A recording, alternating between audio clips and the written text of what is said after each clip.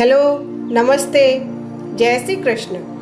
मैं मूलीबेन ब्रह्म क्षत्रिय मेरे channel मूलीबेन media network में आपका स्वागत करती हूँ। आज हम योगिनी एकादशी की जानकारी प्राप्त करेंगे। एक बात और, आपने मेरे चैनल को अभी तक सब्सक्राइब नहीं किया है तो अवश्य ही कर दीजिए। संपूर्ण जानकारी के लिए इस वीडियो को अंत तक अवश्य देखें। भगवान श्री हरि की पूजा और उपासना के लिए सबसे शुभ तिथि एकादशी होती है। प्रत्येक मास में 2 एकादशी पड़ती है, एक शुक्ल पक्ष में और एक कृष्ण पक्ष में। आषाढ़ मास के कृष्ण पक्ष में पड़ने वाली एकादशी तिथि को योगिनी एकादशी कहते हैं। वह पूरे देश में मनाई जाती है। इस एकादशी व्रत को करने से हर तरह के पाप खत्म हो जाते हैं, सारी मनोकामनाएं पूर्ण हो जाती है। एकादशी के दिन हो सके तो उपवास करें। उपवास में अन्न नहीं खाया जाता है। उपवास नहीं कर सकते हैं तो एक समय फलाहार किया जा सकता है। इस एकादशी व्रत से बीमारियां भी दूर होती है। योगिनी एकादशी व्रत की पूजा विधि इस प्रकार से है। एकादशी के दिन सुबह जल्दी उठकर नहाएं, फिर दिन भर व्रत और श्रद्धा के अनुसार दान का संकल्प लें। इसके बाद विधि विधान से भगवान विष्णु की पूजा करें। भगवान विष्णु को पंचामृत से नहलाएं। भगवान को स्नान करवाने के बाद उस चरणामृत को व्रत करने वाला पिए और परिवार के सभी सदस्यों को भी प्रसाद के रूप में दें। माना जाता है कि इससे शारीरिक परेशानियां दूर हो जाती है। फिर भगवान को गंध, पुष्प, धूप, दीप, नैवेद्य आदि पूजन सामग्री चढ़ाएं और कथा सुनें। योगिनी एकादशी के नियम इस प्रकार से हैं। एकादशी तिथि पर चावल और तामसिक चीजें खाने से बचें। धर्म ग्रंथों के अनुसार लहसुन, प्याज और मांसाहार को तामसिक कहा गया है। किसी भी तरह का नशा न करें।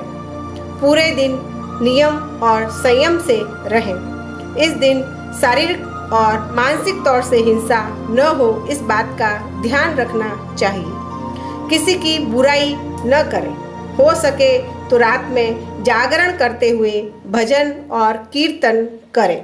धर्म ग्रंथों के अनुसार एकादशी को जुआ खेलना, सोना, पान खाना, दूसरों की बुराई, चुगली, चोरी, हिंसा, भोग विलास, गुस्सा और झूठ बोलना, इन सब बातों से बचना चाहिए। योगिनी एकादशी व्रत की कथा इस प्रकार से है। स्वर्ग धाम की अलकापुरी नामक नगरी में कुबेर नाम का एक राजा रहता था। वह शिव भक्त था और प्रतिदिन शिव की पूजा किया करता था। हेम नाम का एक माली पूजन के लिए उसके यहाँ फूल लाया करता था। हेम की विशालाक्षी नाम की सुंदर स्त्री थी। एक दिन वह मान सरोवर से पुष्प तो ले आया, लेकिन कामासक्त होने के कारण वह अपनी स्त्री से हास्य विनोद तथा रमण करने लगा। इधर राजा उसकी दोपहर तक राह देखता रहा। अंत में राजा कुबेर ने सेवकों को आज्ञा दी कि तुम लोग जाकर माली के न आने का कारण पता करो, क्योंकि वह अभी तक पुष्प लेकर नहीं आया। सेवकों ने कहा, महाराज, वह पापी अति कामी है। अपनी स्त्री के साथ हास्य विनोद और रमण कर रहा होगा। यह सुनकर कुबेर ने क्रोधित होकर उसे बुलाया। हेम माली राजा के भय से कांपता हुआ उपस्थित हुआ। राजा कुबेर ने क्रोध में आकर कहा, अरे पापी, नीच, कामी, तूने मेरे परम पूजनीय ईश्वरों के ईश्वर श्री शिवजी महाराज का अनादर किया है।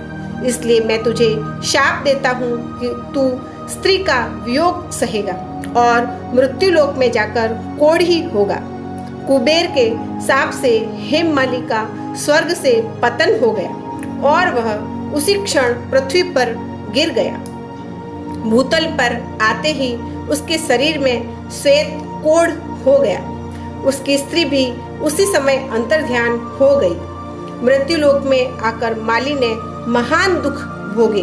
भयानक जंगल में जाकर बिना अन्न और जल के भटकता रहा।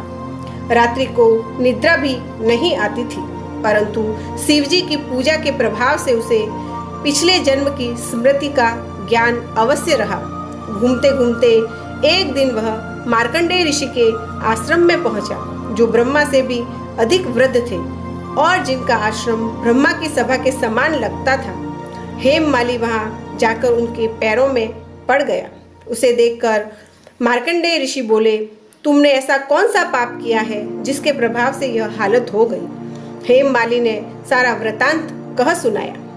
यह सुनकर ऋषि बोले, निश्चित ही तूने मेरे सम्मुख सत्य वचन कहे हैं, इसलिए तेरे उद्धार के लिए मैं एक व्रत बताता हूँ। यदि तू आषाढ़ मास के कृष्ण पक्ष की योगिनी नामक एकादशी का विधि पूर्वक व्रत करेगा तो तेरे सब पाप नष्ट हो जाएंगे। यह सुनकर हेममाली ने अत्यंत प्रसन्न होकर मुनि को साष्टांग प्रणाम किया। मुनि ने उसे स्नेह के साथ उठाया। हेममाली ने मुनि के कथनानुसार विधि पूर्वक योगिनी एकादशी का व्रत किया। इस व्रत के प्रभाव से अपने पुराने स्वरूप में आकर वह अपनी स्त्री के साथ सुख पूर्वक रहने लगा। यह योगिनी एकादशी का व्रत 88,000 ब्राह्मणों को भोजन कराने के बराबर फल देता है। इसके व्रत से समस्त पाप दूर हो जाते हैं और अंत में स्वर्ग प्राप्त होता है। सद्मार्ग पर चलना ही आत्मकल्याण का, आत्म उन्नति का, प्रगति का उपाय है। कुमार्ग हमें पतन की खाई में डालने का कारण बनता है। आपका शरीर स्वस्थ रहे, आपका मन प्रसन्न रहे, आप में आत्मबल हो, आप में ढेर सारा आत्मविश्वास हो, कभी तनाव न हो, उदासी न हो, आप कभी हिम्मत न हारे, अप्रसन्नता न हो। इसी कामना के साथ आज बस इतना ही। मिलते हैं नए वीडियो में। धन्यवाद।